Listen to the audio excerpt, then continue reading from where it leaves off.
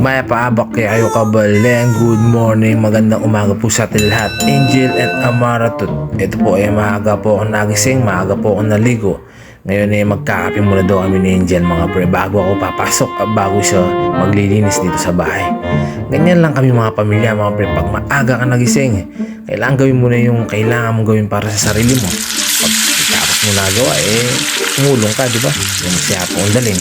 Pagkatapos siya po nagwalis, nagdiling ng halaman o kung napugas man, magluluto na siya ng uulamin at almusal dito sa bahay mga pre. Siyempre nakita ko yung napakagandang tita ko, si Tita Roy. Napakabait, di ba Amaratut? Yes! Wow, napapawaw ka ba sa kape mo Masarap ba Amaratut? Siyempre timpla ko yan. Ayan po, nandiyan po yung pisa kong pose dyan, Eric. Habang pinapanood niya yung nanay niyang mabait, si Tita Roy, nandiyan po si Tito Kim, napakaganda ng katawan mo. Sana lalaki ka na lang. Kagising mo lang, di ba Tito Kim? Kaya mga pre, lagi kong ipapakita sa inyo kung ano yung pamilya ko, kung ano yung ginagawa ng pamilya ko. Kung nagsasawa kayo, hindi ako magsasawang ipapakita sa inyo dahil ganyan lang naman ang buhay ko wala naman iba kaya ipapakita ko lang yung natural at totoong pamilya ko mga pre. Yan ang pamilya ni Apong Turo, Apong Daling. Napakasaya, napakaingay pero nagmamahalan at nagkakaisa. Ganyan kami mga pre. Kung may problema yan, problema man, pag-uusapan. Kung mali na bagay lang, babaliwal lang yan mga pre. Nagkakasundo kung sinong meron, magbibigay. Kung wala man yun, bibigyan mo. Ganun lang naman yan pag wala, wala. Diba mga pre? Marami tayong gustong tulungan pero siyempre kung ano lang yung matutulong natin, ganun lang meron tayong ginagastusan kaya medyo kuripin muna tayo ngayon. May obligasyon tayo, may binabayaran tayo pero pag meron naman ako, Apong Daling, alam mo naman, hindi ako, oo ako.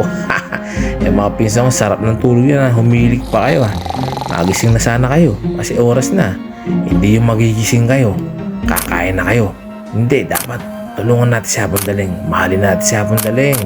Di ba mga pinsan ko, alam ko na mabait kayo mabait kayo mga pinsan ko, hindi kayo pasaway man kayo pero mabait kayo, alam ko na bata pa kayo pero may na respeto na kayo sa bawat isa. Nag-aaway man, bati kayo na yung mga bata pero gusto ko lang sabihin sa inyo, mahalin natin si Apong Daling. Yun lang naman, mahalin natin yung lola natin.